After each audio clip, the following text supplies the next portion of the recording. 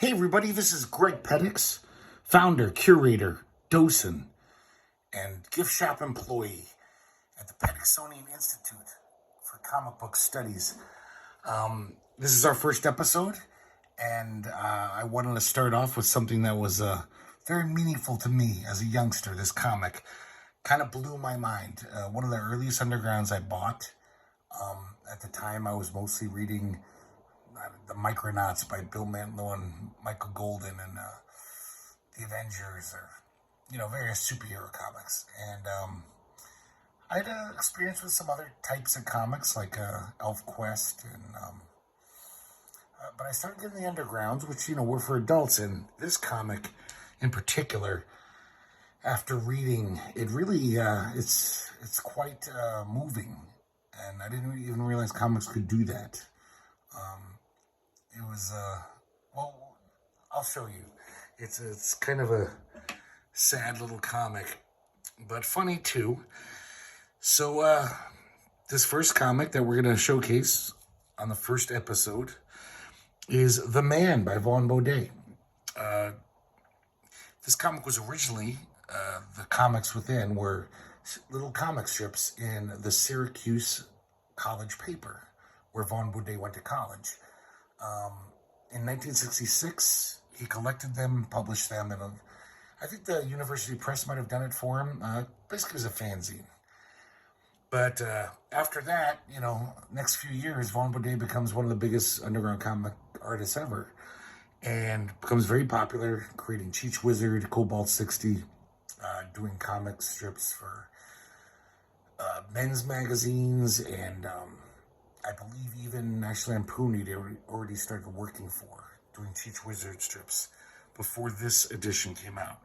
So because of his fame, the Print Mint, the famous underground comic publisher, put out a bona fide underground version of it.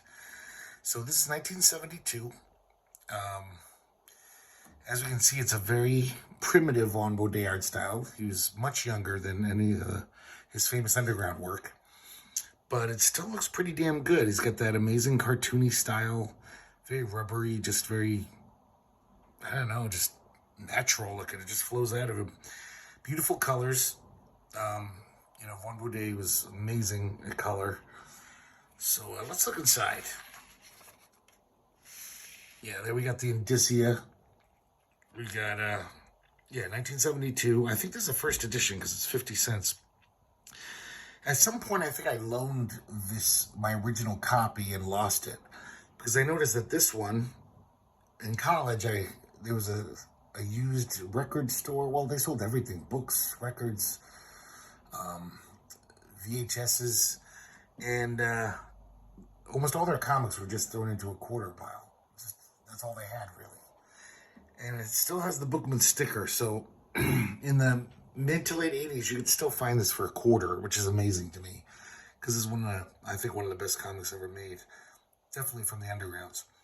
So as we can see, the first page, very early Vaughn Bodé style, but it seems like he's got all the fundamentals. There's nothing wrong with this art. It's just, it's different than what we came to know about Vaughn Bodé's style. And as we read the comic, we'll see that all of these were like one strip, because a lot of them, the last panel will pay off with a gag, as if it was meant to just be read, once a week in the paper. And so as we start out, it's about a caveman, and his best friend is a stick, who he calls Stick. And kind of makes sense, the stick is what keeps him alive, his spear. That's how he kills animals and survives. Also implies he's very lonely. I don't know if he got kicked out of his tribe or something, but he's got no one else, so he starts talking to his stick. Maybe even back by caveman standards, he was a neurotic, considered neurotic. But also an interesting thing about it is the dialogue. It's that good caveman dialogue, where, they don't have much of a vocabulary. They got simple words for things. So he can't really express more complex emotions. But even simple things like all creatures to him, he just calls stuff. like, let's go kill some stuff to eat. Any animal he sees, it's like, hey, there's some stuff. And, he doesn't have the word for hunger. He just says, my empty feels belly. Even though later on there's a slip up where he says he's hungry. So he's just walking around, there's these little episodes. Shows that most of his life is pretty shitty. Like this whole first hunting expedition, doesn't catch anything, goes to bed hungry again. Even hungrier than he was before. But here we can see the how deep his affection for Stick is. It's kind of reminds me of a Castaway with Tom Hanks. It's like his love for Wilson, the soccer ball. Because he throws the stick and it misses the stuff he was aiming at. Falls into the ocean. And risking life and limb, the man jumps into the water without a thought for his own life, his own safety. Finds the stick, it's thrown over a waterfall. I mean, he could easily die doing this. But he successfully retrieves the stick and is happy at the end. And says, the stick is my friend. It's his only friend. It's kind of pretty fucking sad, huh? So then there's another little incident. He's hunting and he wins. He gets it. He gets the stuff.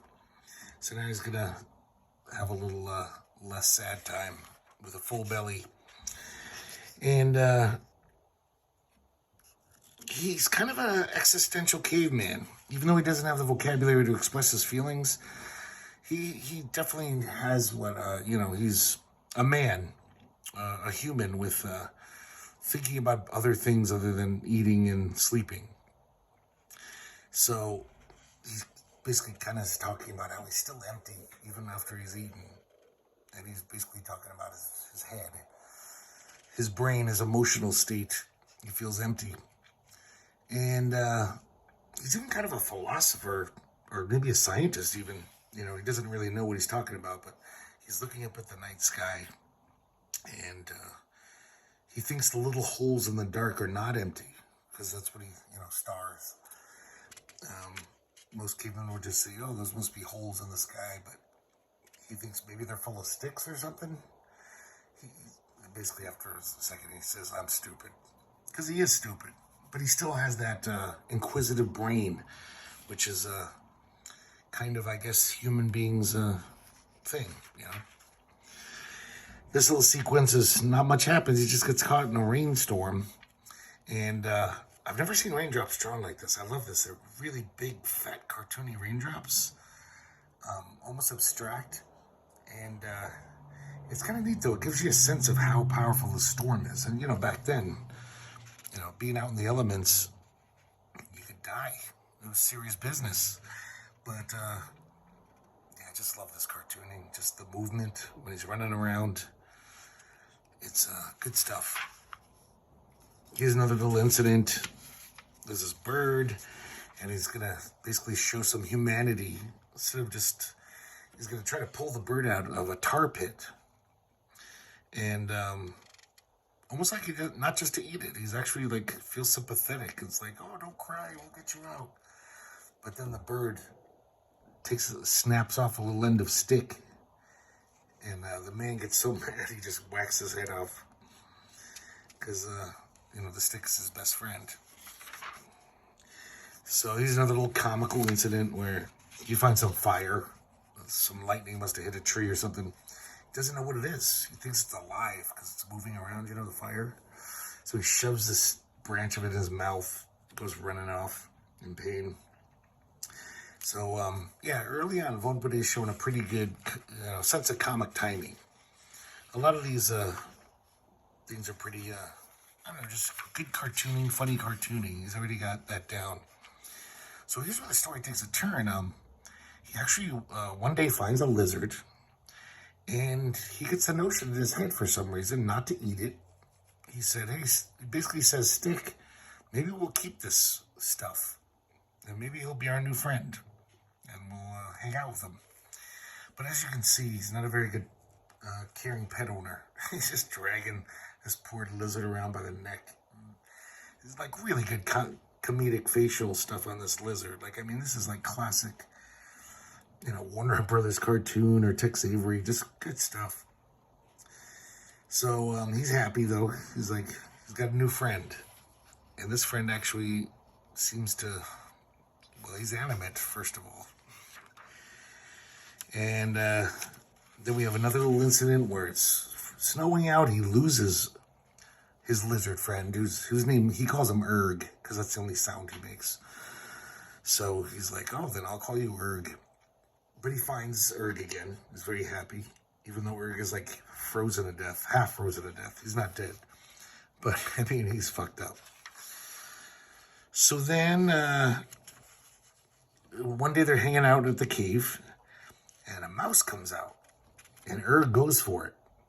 And when the mouse bites Erg, the caveman starts laughing. Oh, ha, ha, ha, ha. And this is why I love caveman literature. I think it's a genre that I'm the only fan of.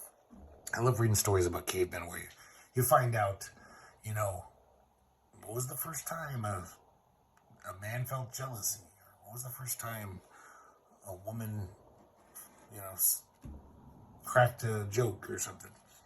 Or played a prank on someone?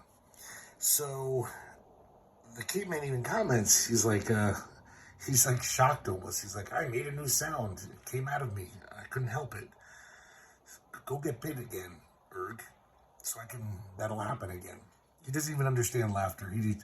He's never had a reason to laugh in his whole freaking life. He's never laughed before. He doesn't even really know what happened or why it happened. So, yeah, here's where things get a little bleak. One day he's going to go off hunting. He doesn't want Erg to run off, so he ties him to a tree. He hears a yeep sound, and he runs back and finds this other caveman who found Erg tied to the tree and just said, hey, there's a nice, easy lunch. Start eating him. Without a minute's thought, the caveman just kills the other caveman, throws a stick into his gut. And there he's back at the cave. Erg's dead. He's talking once again about being empty. He doesn't have the word sad in his vocabulary, or depressed. And he kind of thinks maybe Erg will come back, he says, which I can tell by the way he's sitting that he doesn't really believe that. You can tell just by the body language, he's really sad. So he's on this like mountain crop with stick, talking to stick, and basically using his primitive vocabulary to describe that he's sad. But then he kind of gets almost poetic here. He starts saying the wind is cold, it is crying, it's empty like us. And he also basically admits that he knows Erg isn't coming back. He knows that Erg is not talking to him through the wind. It's just the wind. And then he just screams to the heavens in despair, stop, wind, and talk to me. And in the second last panel, it's just, I am alone. And he throws stick away. As a kid, I always thought that maybe he realized that stick wasn't really a companion at all. He's just a stick. And he kind of shocks him to his senses, like, no, I'm just alone. There's no stick, friend. He's just a stick I carry around. And then the camera pulls back and just shows him on the outcrop. And the leaves are flowing. I mean, this is, for a young cartoonist, this is some pretty damn good shit. Just showing these leaves blowing and all around him. And then back cover is just a little pin-up-y thing. Or I don't know, maybe that's him walking away when he climbs down from the mountain crop. He's kind of a dumb guy, so he'll probably forget it in a week or two and whatever. But yeah, this comic, when I was a kid, it was like, kind of like the visual equivalent of the Smiths for me. It was, I was a kind of morose, mopey youngster. When I read this, I remember I was like, oh man, that caveman's like me. What a sap I was. But yeah, I felt that then. It was really moving. It was definitely Spider-Man wasn't giving me that, or DC Comics Presents. So yeah, there you go. The Man by Vaughn Bodé. It's I recommend it to everyone. It belongs in any good collection. Great little comic, and Yeah, we'll be focusing a lot on underground comics here at the Petixonian Institute. We have an extensive special collection library of undergrounds. So expect more of underground comics coverage. But I'll be doing anything. So yeah, maybe I'll be talking about the Micronauts by Michael Golden and Bill Mantlo. Who knows? Sky's the limit. Thanks for listening, and I hope you tune in next time. Bye.